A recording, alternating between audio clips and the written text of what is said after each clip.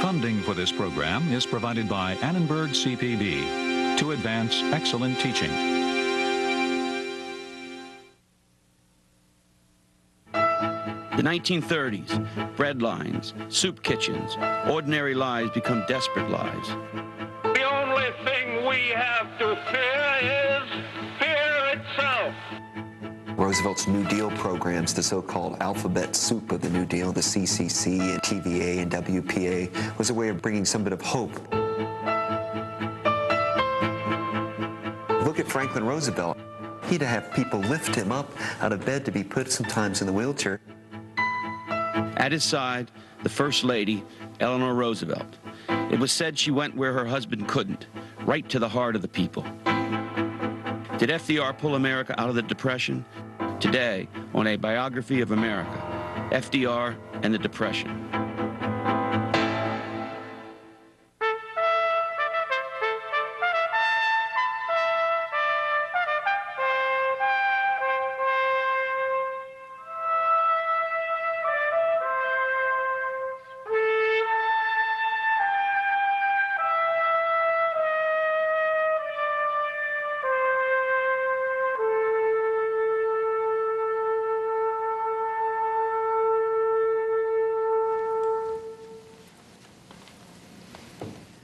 When Franklin Delano Roosevelt was sworn in as 32nd President of the United States in 1933, America was deep into the economic depression that ensued from Black Tuesday, October 24th, 1929, the day the stock market crashed and sent the country into a panic.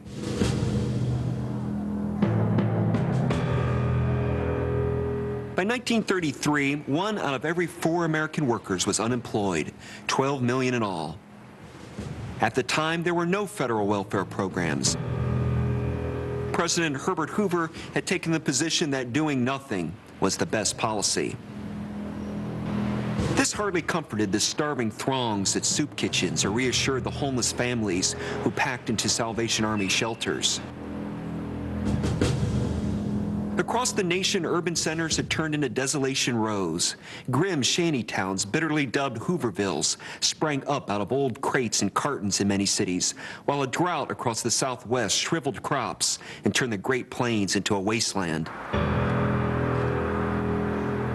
In these Dust Bowl conditions, a single storm can blow away 300 million tons of topsoil, which is like tossing 3,000 100-acre farms into the wind.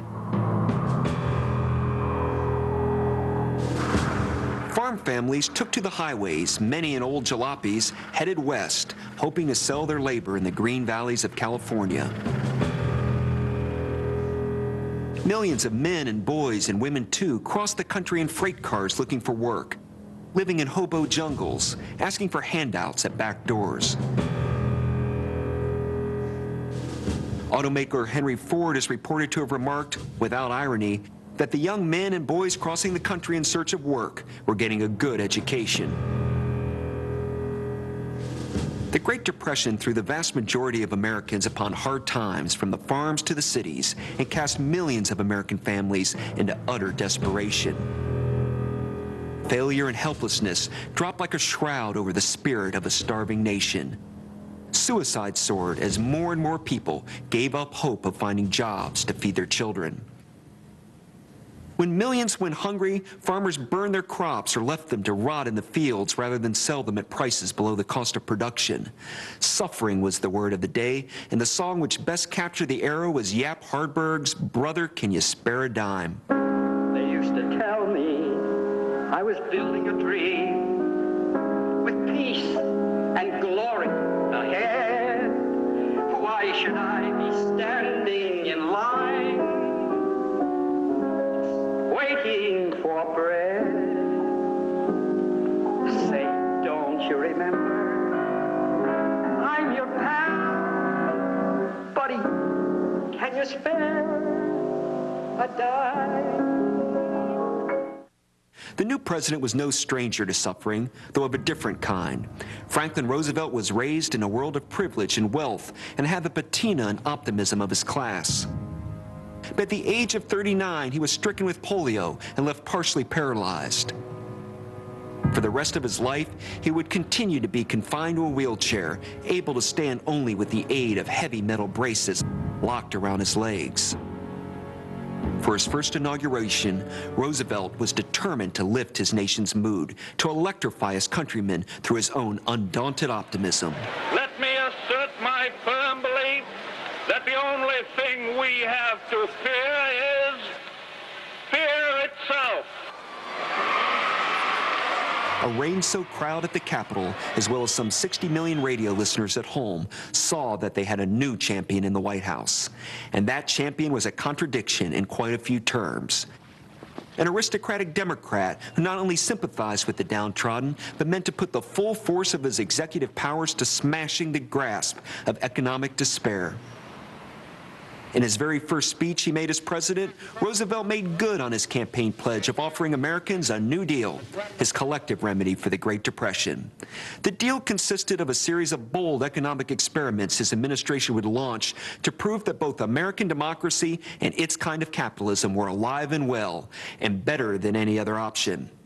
At its core, the New Deal would funnel federal money to the relief victims of the Depression. FDR proved a genius at bolstering the confidence of the American people. Over the next 8 years, his administration rolled out a string of new programs. The federal government became a virtual alphabet soup.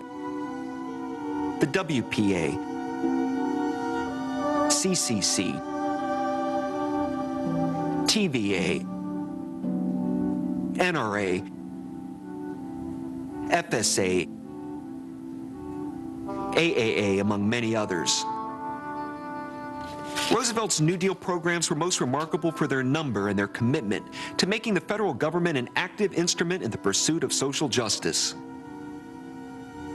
With the help of congressional Democrats and progressive Republicans, FDR rescued the banking system with deposit insurance, regulated American stock exchanges back to stability, abandoned the gold standard to raise wages and prices, shored up the nation's faltering rail system, sent $500 million in direct relief to the states, saved a fifth of all American homes from foreclosure, and did the same for thousands of farms by refinancing their mortgages.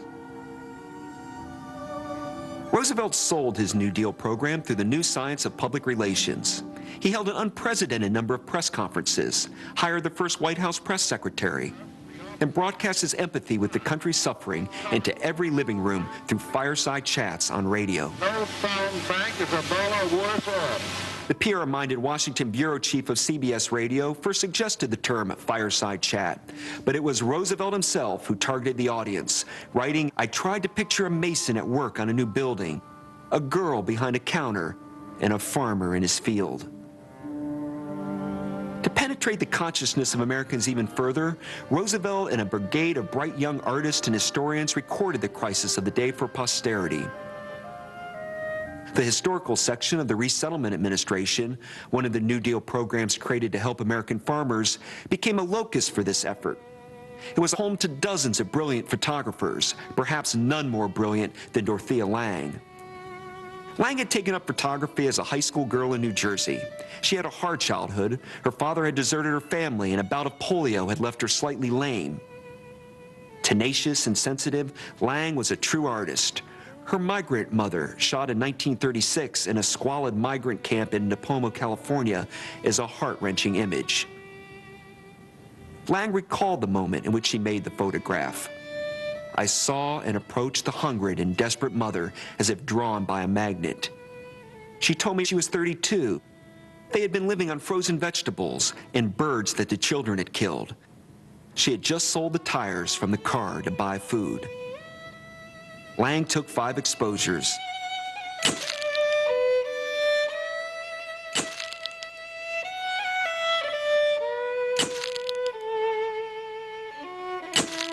She selected this one to be printed. It's a classic American image, one, however, more familiar to us today than it was to Americans in the 1930s. Many newspapers and magazines refused to print photographs generated under New Deal programs. Their reasons weren't entirely surprising. Publishers felt that government-funded photographers took work from those paid, usually underpaid, on their staff, and they weren't inclined to provide a forum for what they thought was propaganda for New Deal programs. Roosevelt's New Deal programs particularly came under attack from many quarters. In response to the charge that New Deal programs were boondoggles, government make-work projects to keep the idle busy, FDR proclaimed in 1936, if we can boondoggle ourselves out of this depression, that word is going to be enshrined in the hearts of American people for years to come. By the end of 1934, more than 20 million Americans, 1 out of every 6 citizens, were receiving some form of public assistance. In 1935, Congress voted the then staggering sum of some $5 billion for work relief, most of which went into public projects such as the construction of new airports, hospitals, and schools under the Works Progress Administration. Part of the WPA's mandate was to put the expertise of unemployed white-collar workers to work as well. Another was to support the nation's arts by hiring its starving artists. The government did this by creating federal art, music, and writers projects, as well as a federal theater, all under the WPA. These agencies put thousands of creative Americans to work, painting public murals, composing and performing new music, and writing everything from new plays to the still treasured WPA travel guides to every state. For America's farmers, the Agricultural Adjustment Administration, the AAA, established during Roosevelt's vigorous first 100 days in office, rescued even more farms by paying farmers not to produce crops beyond certain quotas. Given how many Americans were going hungry at the time, these quotas sparked an angry response from the public. But the AAA worked. 3 years after its creation, America's farmers were better off than before by half. Among the more dramatic New Deal measures was the Civilian Conservation Corps, the CCC, which was designed to put jobless young men to work in the national forest and on federal conservation and road construction projects. The resulting CCC work camps were run by the U.S. Army, which imposed strict discipline on the Corps' recruits, single men between the ages of 18 and 25 who were healthy, unemployed, and without financial resources. CCC boys, as they were called, received $30 a month in addition to room, board, and health care, which in most cases left the boys as much as $25 to send home to their impoverished families every month. Armed with pickaxes, shovels, saws, and their own muscles, the CCC boys sowed grass, planted trees, fought forest fires, cut hiking trails, and built everything from bridges to public swimming pools. At its zenith in September 1935, the CCC employed 500,000 men in 2,514 work camps. In the 9 years it existed, the CCC helped 2.9 million youngsters learn about conservation as well as the skills to practice it.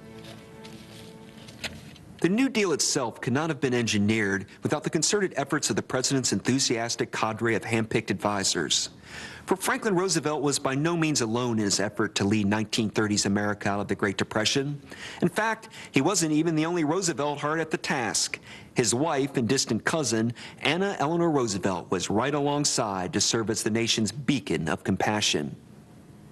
As First Lady, her caring insights and dedication to the plight of the poor helped put a human face on the New Deal bureaucracy.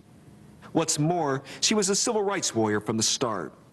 When the Daughters of the American Revolution barred the great African-American contralto Marian Anderson from singing at their Constitution Hall in Washington, Eleanor Roosevelt instantly quit the organization. A few months later, she drove her point home by sponsoring Anderson's Easter Sunday concert at the Lincoln Memorial, which drew a crowd of 100,000 strong and became a landmark of the U.S. Civil Rights Movement.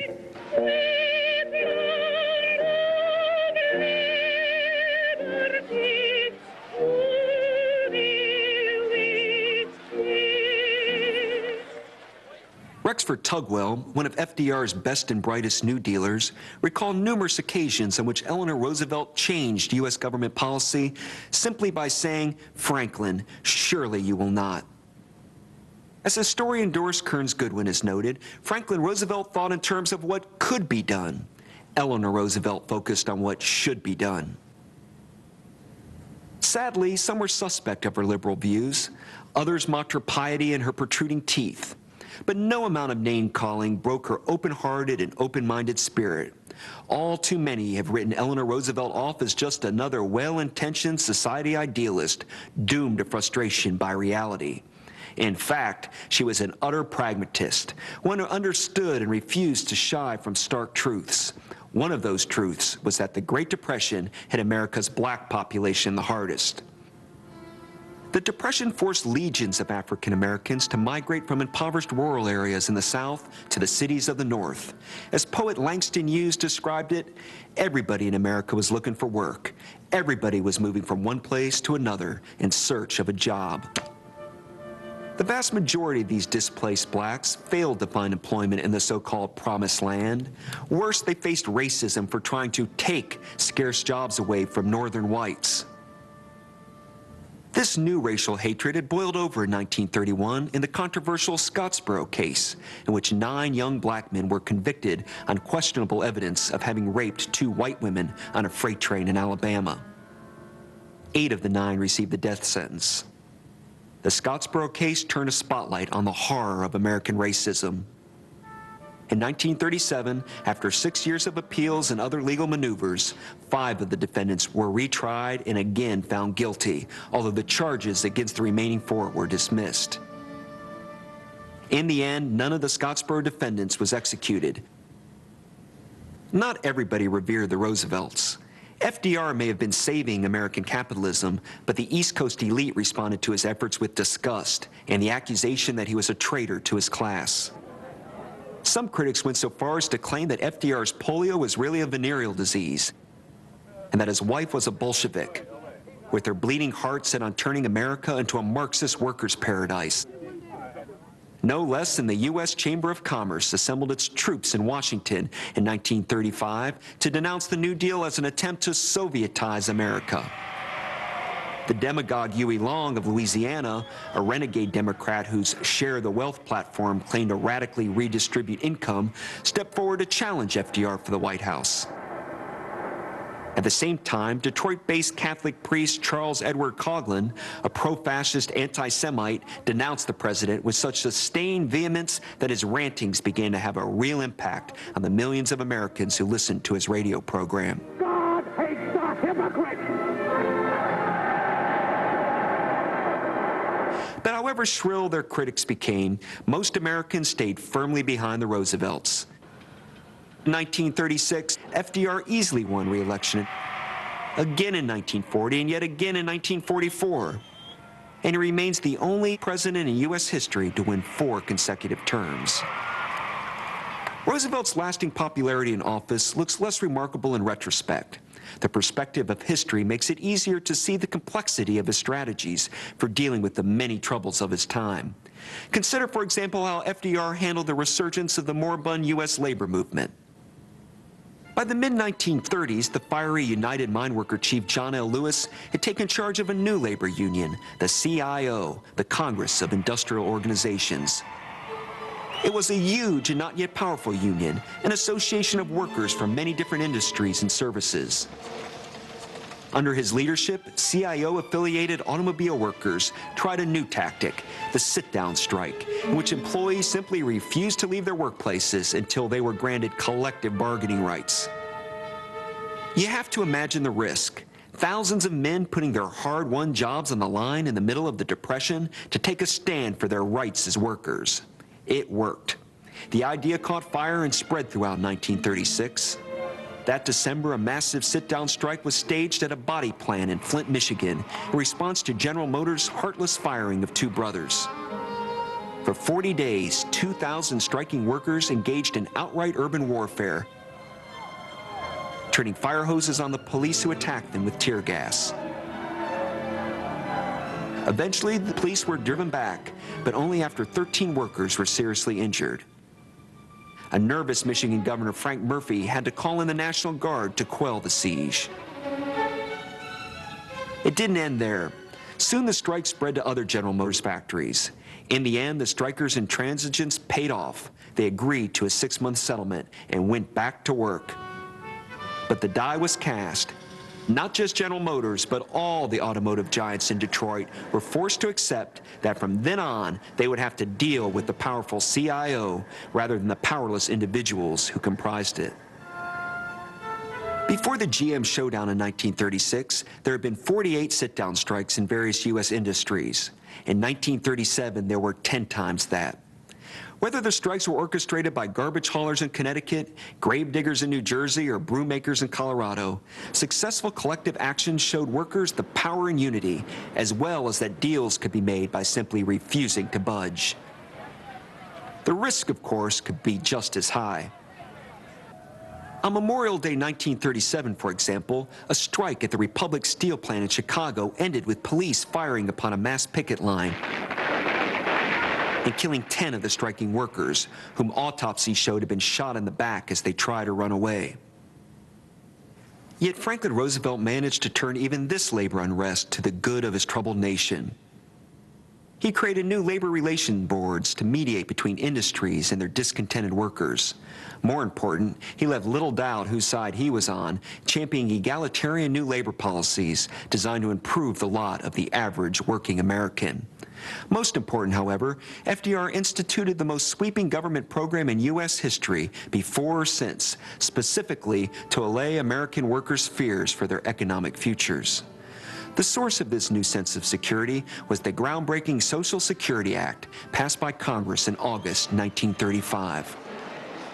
50 million of our citizens will reap direct benefits through unemployment compensation, through old age pensions, and through increased services for the protection of children and the prevention of ill health. Although hardly a new idea, as progressives have spoken of such a federal retirement program for decades, the Social Security system itself was revolutionary.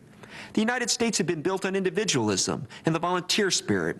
Except for war veterans, the federal government had never provided old age pensions, unemployment compensation, health insurance, or public assistance of any other kind. The Great Depression changed that. Under the new Social Security Act, nearly all American employees and their employers were obliged to pay a payroll tax. The revenues would go into a reserve fund. Beginning in 1939, workers who retired at age 65 would receive monthly disbursements between $10 and $85 from this fund, depending on their earlier contributions to it. Employees would also pay a new unemployment tax to provide benefits to those out of work through no fault of their own. Social Security squared with America's historical individualism because it was neither structured as a welfare program nor sold to the public as such. Instead, it was presented as a form of insurance plan that would pay benefits not according to need, but based on the contributions a worker had paid into it. As Roosevelt explained to Secretary of Labor Francis Perkins in 1934, in order to work, Social Security had to be very simple, a bureaucratic plan that would ensure that everybody in the United States would be covered. The system would cover every American from cradle to grave, a concept that astounded the public. This disarmed opponents, and Social Security would prove the most significant social welfare program in American history. Franklin Roosevelt called it the New Deal's supreme achievement. The New Deal essentially ended with the midterm elections of 1938, when Roosevelt's attempt to purge his Democratic Party of conservatives backfired. The Republicans bounced back, retaking 6 Senate and 81 House seats, along with the governorships of 5 states considered safely Democratic. The shift gave the Republicans enough clout to join with their anti-New Deal Democratic colleagues to block legislation emanating from the White House, and they did just that, burying the New Deal under a series of hostile congressional votes. The deal had been good for America while it lasted. The net of social and economic programs his administration created stake Roosevelt's claim to salvaging American capitalism and reinvigorating the nation's faith in democracy. After all, the president's massive reform effort had redefined the relationship between the United States and its citizens by giving Americans unheard of federal guarantees, both economic and social. The New Deal did not pull America out of the Great Depression. World War II would take care of that. But FDR's bold program certainly went a long way toward lifting the nation out of its deepest economic doldrums. Its permanent institutional reforms gave Americans a greater sense of economic security and social justice. In the end, both Roosevelts, Franklin and Eleanor, convinced their countrymen that they really did have nothing to fear but fear itself, at least at home. For there was indeed something to fear across the Atlantic. By early 1939, the winds of war were lashing the European continent from Berlin. To the west, unbeknownst to the Roosevelt administration, Imperial Japan was preparing for a secret military attack on Hawaii. President Roosevelt and the American people he led would be called upon to fight yet another world war.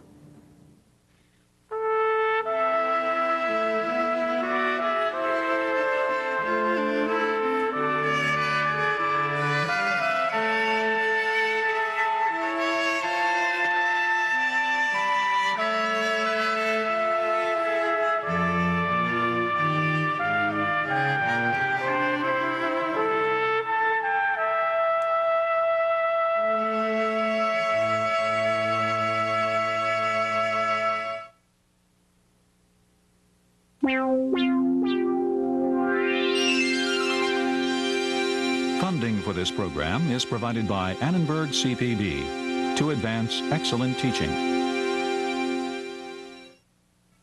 For information about A Biography of America, call 1-800-LEARNER and visit us at www.learner.org.